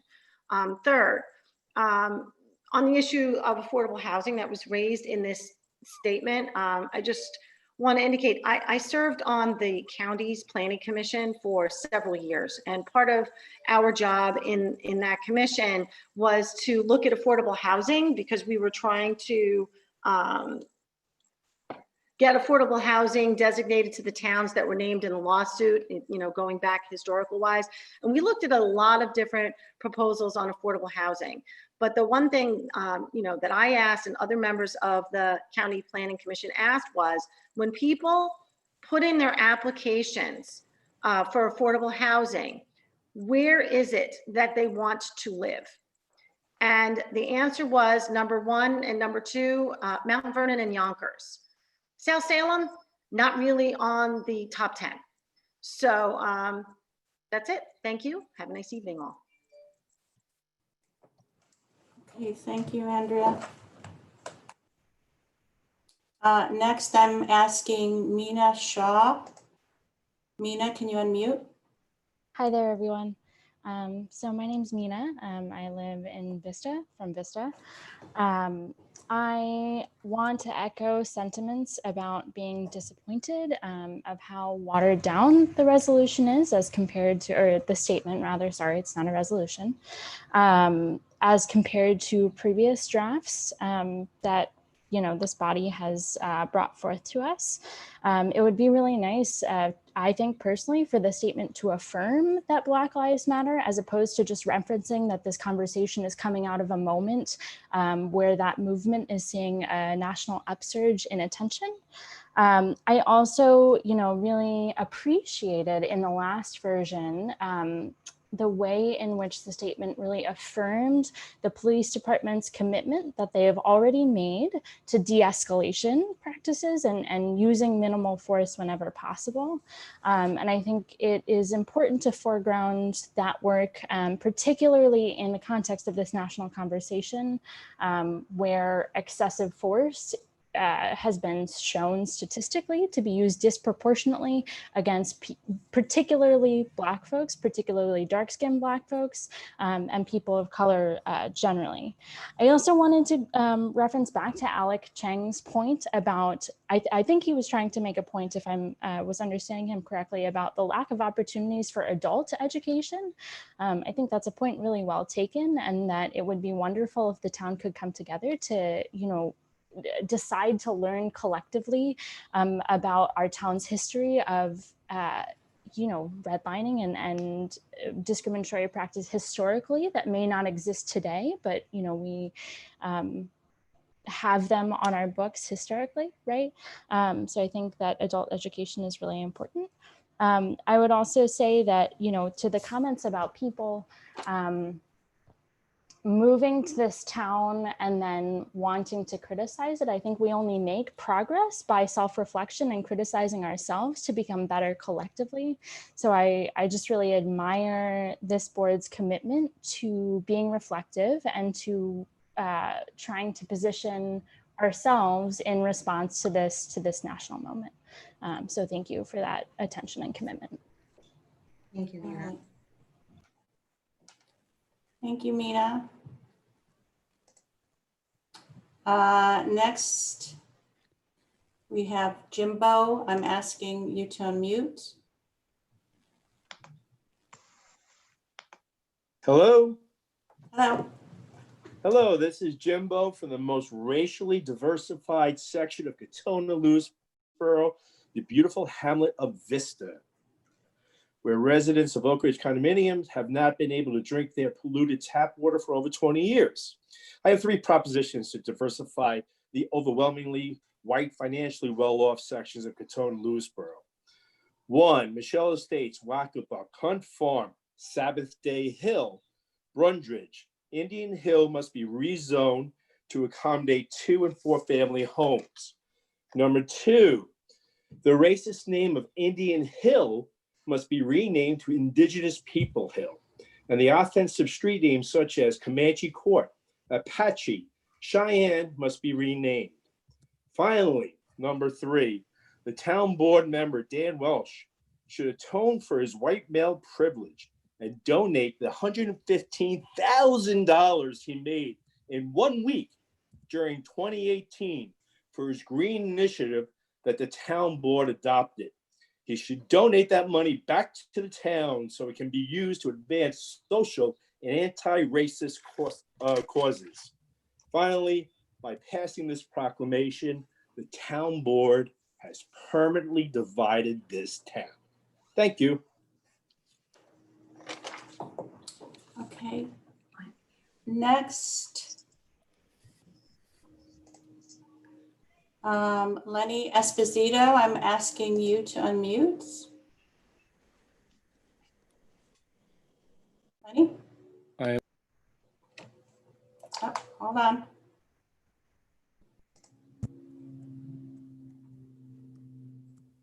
Should be good.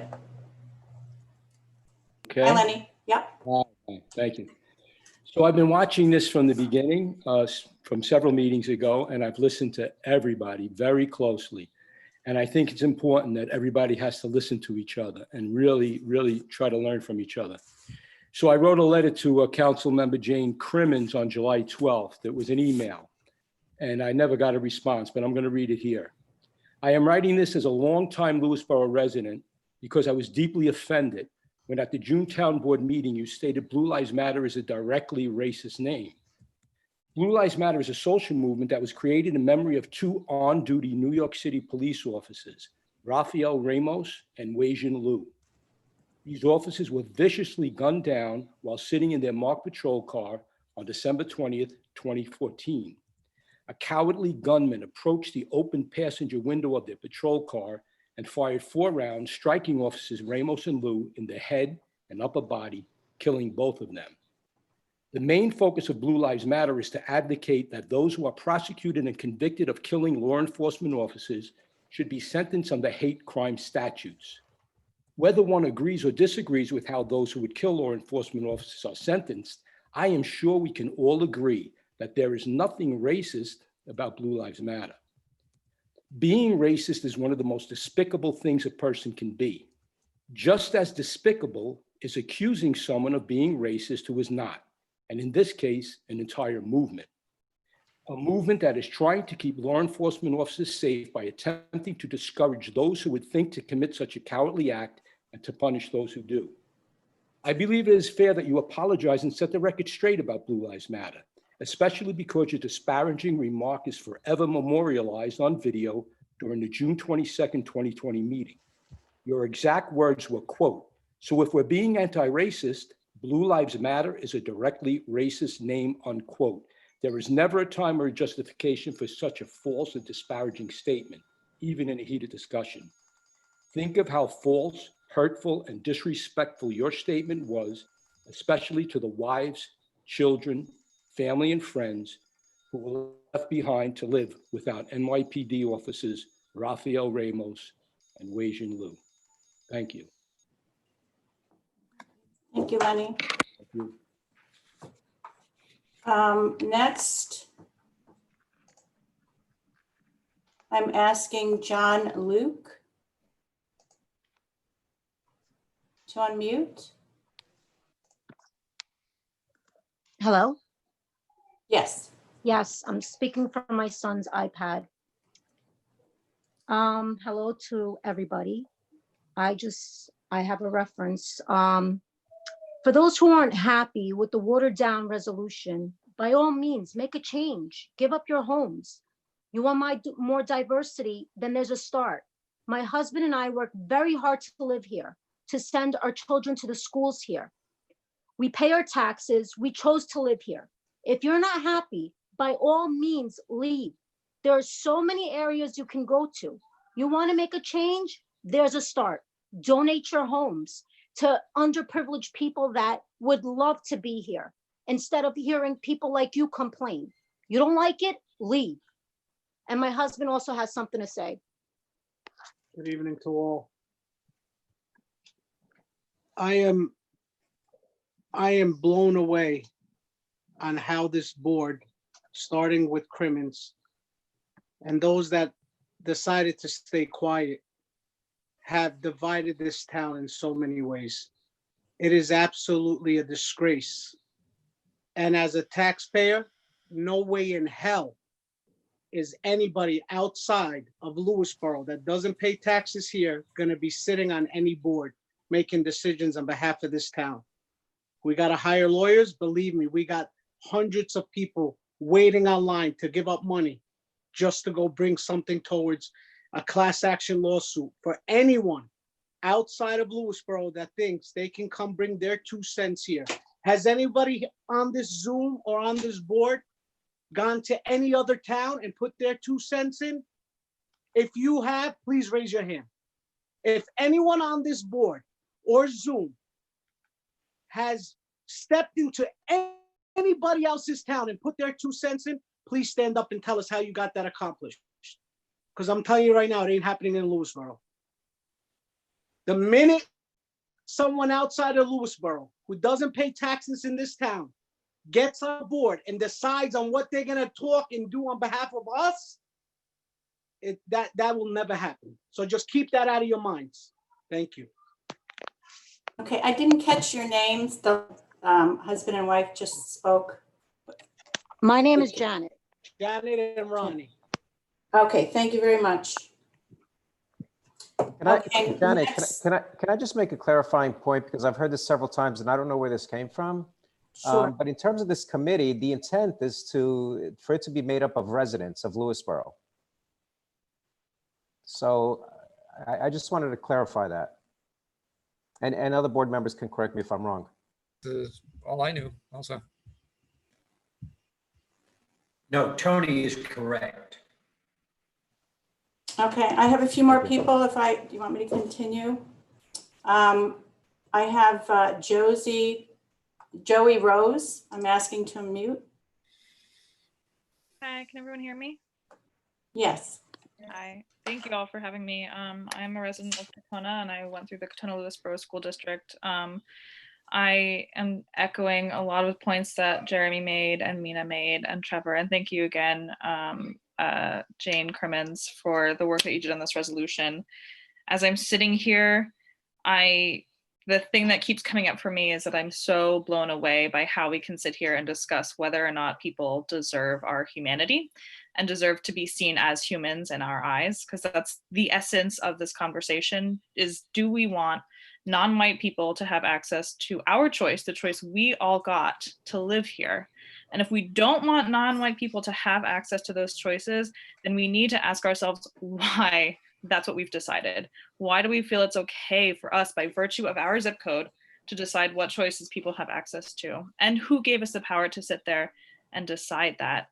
And it's abundantly clear that Black and Indigenous people of color in this country have lived under the heel of white supremacy, and that we can sit here and decide to erase that history, that we can sit here and decide to ignore that, at the same, and in the same breath decide that non-white people don't deserve the choices that we all had, is mind-blowing to me. And so I urge us to look at this very watered down resolution and come up with solid, inactionable things that we can do to create this community that it seems like we all want. There's a reason we all decided to live in this space and in this community, because we have access to a lot of really wonderful things. And it is impossible to me that we can deny that access to anybody else. Okay, thank you, Joey. Thanks, Joey.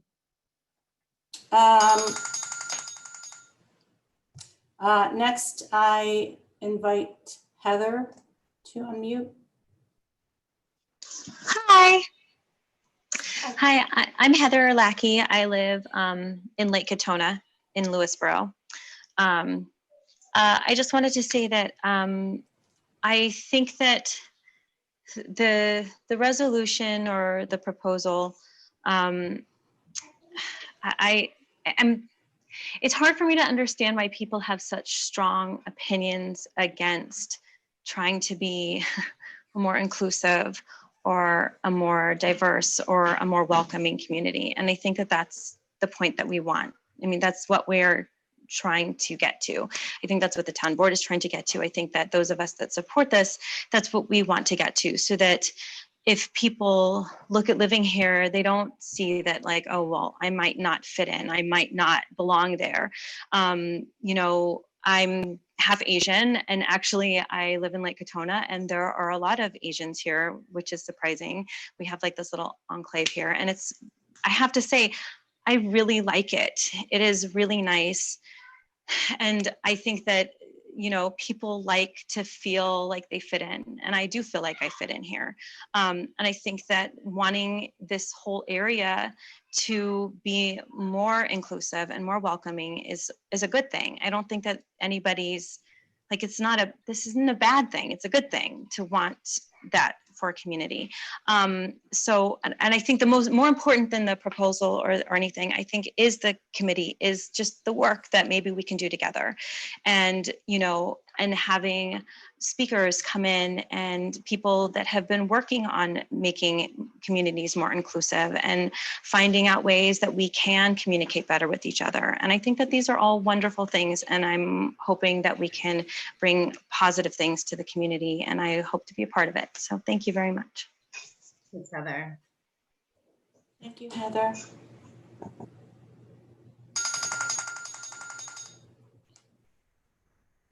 Okay, next I'm asking Liz to unmute.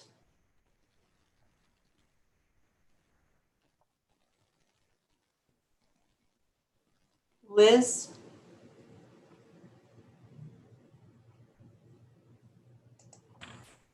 Can you hear me? Yep. Okay, I had to wait for it. Hi, I live in South Salem, and I have a few things that I'm having a little bit of a hard time with. My husband and I are sitting here watching this meeting, and I've heard a lot of people speaking about that we need minorities here. Maybe we get, you know, you should get to know your neighbors, because I think you actually might be pleasantly surprised on how many minorities there are in this family. We may be mixed. I'm Jewish, my husband's Hispanic. We are just a melting pot in this house. And I think that if everybody really got to know their neighbors, as opposed to judging them by the color of their skin, they might get to know that there's a lot to them more than just what's on the outside. A few people spoke about feeling threatened, and husband spoke about how we felt when our sign supporting our wonderful police department was vandalized.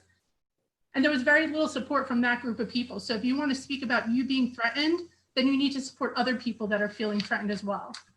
Because that kind of behavior to me is unacceptable. As for the resolution, I think that getting other people's input, people who are minorities, ask their input too, because I think you might be surprised as to the way they feel. And if you've heard a few people speak, they have said that they've never felt that way. And I'm not saying it doesn't happen, I'm not. But I think you do need to hear that from everybody. My husband and I have discussed about the affordable housing. And one of the things that he said is if you want to bring affordable housing to Lewisboro, that's great, but you need to have public transportation and amenities, because the families that are going to move here for affordable housing need those amenities. Respect your neighbors, start respecting your fellow town board members as well as the speakers. Because I watched some of the faces, I've had it happen to me at a town board meeting. You want respect from everybody, you have to respect everybody as well. Thank you. Liz? Thank you, Liz. I have 2 hands up of people that have already spoke. Is there anybody else who hasn't spoken that would like the opportunity to speak right now? Then we'll go to Eric Perry. There's one, Abby Wickman. Pardon me? Abby Wickman has her hand up. She hasn't spoken yet. Okay, wait, just popped up on my screen. sorry. So sorry about that. Hold on.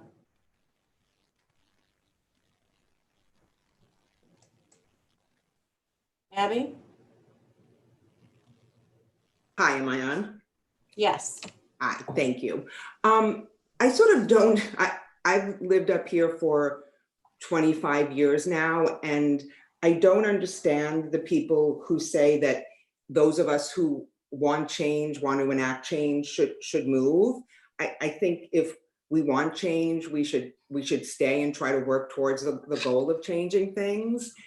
And I don't know what every town in Northern Westchester is doing, but I think last time I had discussed the resolution that had passed in Bedford.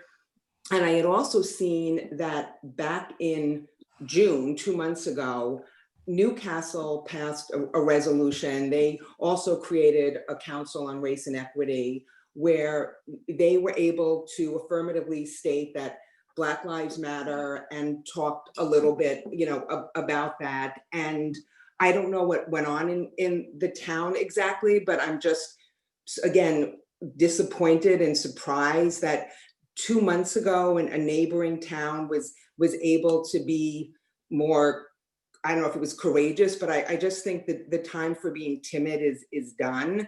And as other people have said, I just think this resolution as presented now is just sort of a lot of words really saying nothing. And I hope that the committee going forward is able to be more concrete in the actions and what we do coming across. Thank you.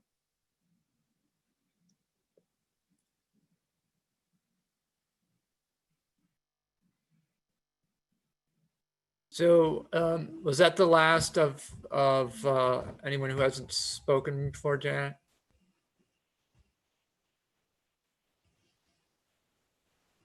You're muted. You're muted. On the hands that pop up on my side, well, now I have one, Cheryl Munoz. Because I personally would think maybe everybody's had a chance at this, and we're always available through email. And I think maybe we shouldn't go through another round. This isn't meant to be sort of like a competitive thing. We want people, to have left their thoughts, and I think that's great. We want to move on. That would be my suggestion. I share Dan's point of view. You're muted again, Janet. But Trying to unmute everybody and talk to. Yeah. Where's Jen Castellano? Hold on, because I'm trying to get the board members.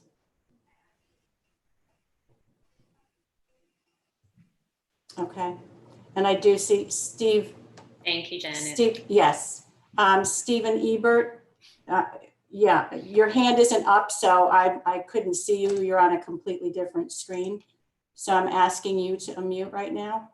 Thank you so much. There you go. Great. Yes. Good evening, everyone. I'm going to just focus on a couple things. Number one, people have made a lot of comments about the concept of race and equity. I believe they are misguided. The concept is race and equality, equality before the law, equality of treating people as individuals. Equity is a completely different concept. And that ties in with some of the fundamental flaws of the Black Lives Matter movement, which is politically charged. If it was just about equality before the law, you would have my 100% support. But that's not what this is about. It is about a movement that is linked to socialism, to Marxism, to taking things down. And that's not what this should be about. If you want to be welcome people by giving them the opportunity to be here, not by tearing our town apart. Now, in that vein, if you want to have affordable housing, as someone who is a real estate attorney, as someone who also has experience designing affordable housing program, municipal finance, working on programs for Fannie Mae, the way to handle things is to make our town more affordable. A good friend of mine who was deciding between buying here in Golden Springs, where I live, ended up buying in Wilmington, okay, North Carolina. Beautiful brand new house, $800,000 with all sorts of amenities. Property taxes, $6,000 a year. What kind of house do you get in Northern Westchester for $6,000 a year in property taxes, let alone in Lower Westchester? If you want to attract more people, you got to make it attractive, and you got to win the property tax value. What services do we provide? Very little. So that is what's going on that's problematic. Now, I also want to call out and say thank you for the words said by Michael Ferrara, by Andrea Rendo, Lenny Esposito, and Leah Pizer. And by the way, if you think this is innocuous little stuff, Go look at the poll. Go look at the questionnaire given to candidates for New York City City Council, in which affiliates of the Black Lives Matter movement and the Democratic Socialists of America had a questionnaire which said, as an incoming candidate for New York City Council, will you boycott the state of Israel and not travel there? So if you want to talk about how this is some innocent little thing, it is not. If you're against discrimination, be against discrimination. Look at people as individuals, but do not list singular categories. And you're talking about Black Lives Matter. You want to say, what about Asians? What about different religions, different sexual orientations? None of that's in there because this is not about discrimination. This is about politics at its worst Thank level. you. Thank you very much. And let me see if there's any other.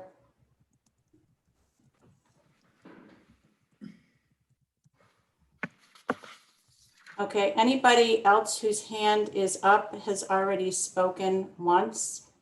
So I can defer to the board. Janet, I would like to move on. We've got quite a lot. We've got another quite long meeting to go through tonight. Okay. So that's it for the hands then. The comments. All right. I would like to move on to approval of claims. I propose that we approve them. Do I have a second? Second. Second. Discussion, all in favor? Aye. I'd like to poll the board. Dan? Well, I'm glad we are finishing up with resolution, and you know, it's one of those things where nobody's happy with the final product, but you know, fully happy with it. But it's just meant as a starting point. You know, we need to get the committee together and start talking about the issues that everybody raised here, and think about ways that we can productively move things forward. But I will say that I agree, you know, even if I had my druthers, Black Lives Matter would be capitalized in this.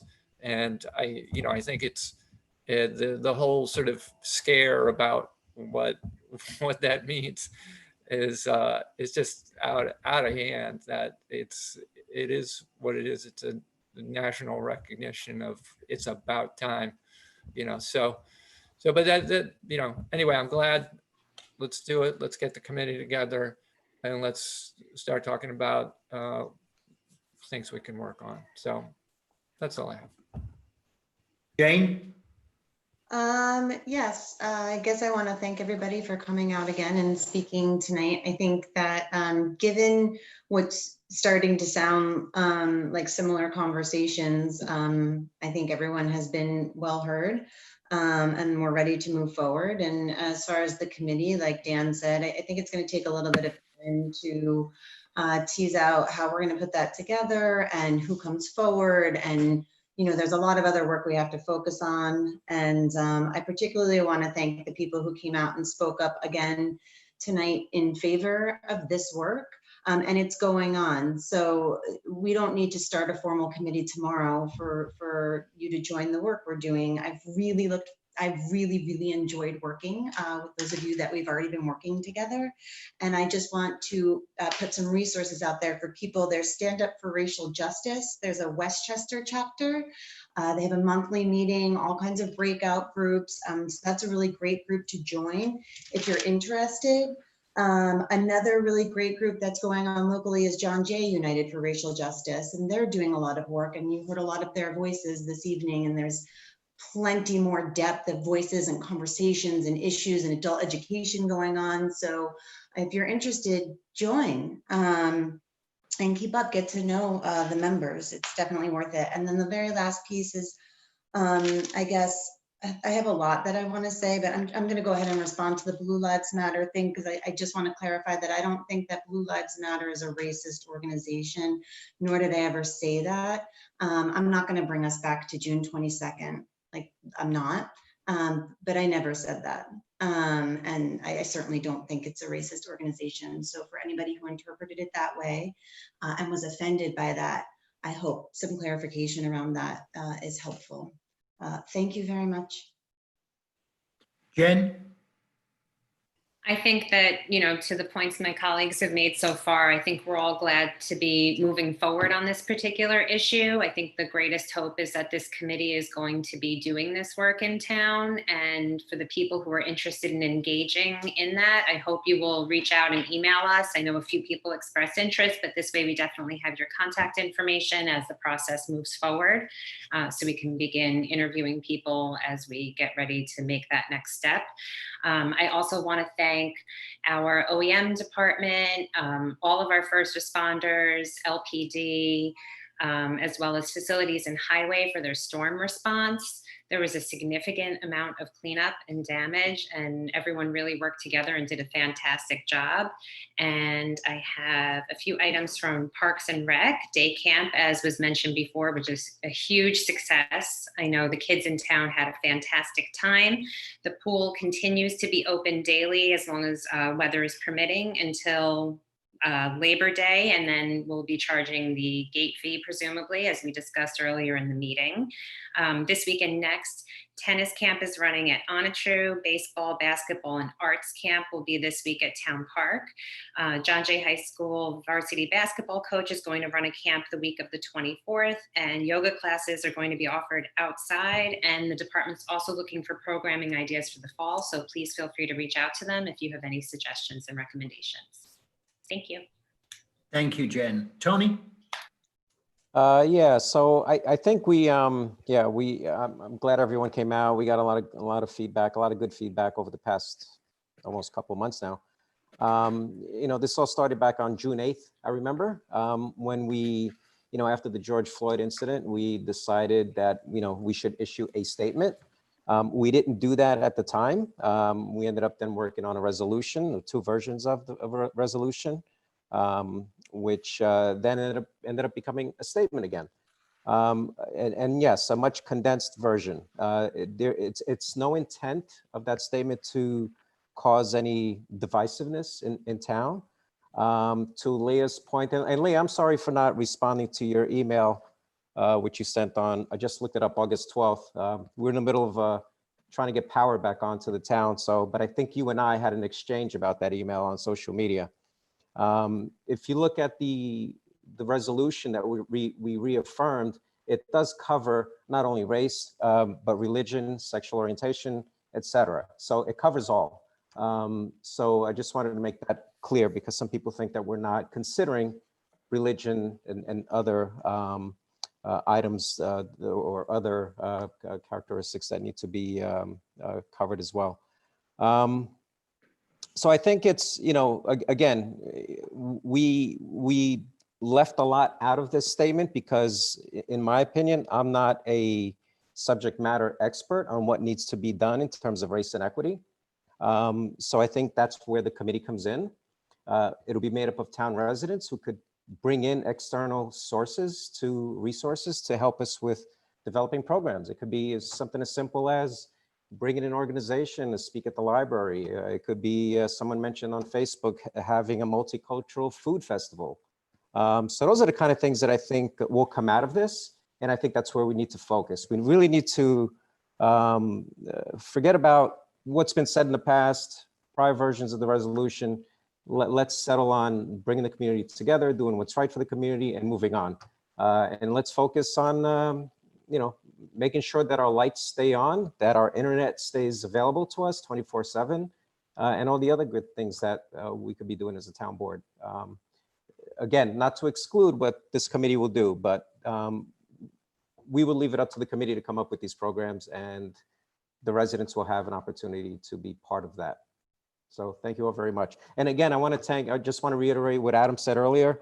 Thanks to all the first responders, our LPD, our fire departments, our highway guys, our maintenance guys, for all the work they did. This was a pretty powerful storm. The information I got is that it was worse than Sandy in terms of damage. And I think overall, with putting Optimum and Altice aside, I think we did fairly well. And NICEAG did a wonderful job. So thank you all very much for coming out tonight. Thank you for the work you did during that time, Tony. You were on top. You're welcome, Dan. Yeah. Thank you, Tony. Couple of things.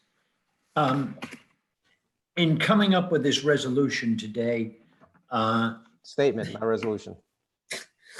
sorry, statement. One should take a look at the July 13th minutes. And if you remember, we delayed coming up with this until we'd had a chance to read and reflect on those minutes. They are not a quick read, and they had a significant impact. Second, people should know that we've been successful in getting ourselves down to one confirmed case of COVID-19 in the town. And I'm really anxious that people wear masks, wash their hands, and do their darndest to get that 1 to a 0 and then hold it there. That's the only way we are going to avoid a return to what we've been through, to what Westchester has been through in the last few months. Finally, I'd just like to echo what people have said about our police force, our highway department, and Adam Oaks, and everybody in the town who worked to get our power back and our roads cleared. Thank you very much indeed. I would now like. Did we forget to- Jane? I forgot Jane. I think so. No, Unless, or did you pass? she spoke. No, Jane. Oh, Jane spoke, Right. didn't you, I'm Jane? sorry, you were up front. Okay. Sorry. It's been a long day. All right. I'd now like to go on to announcements.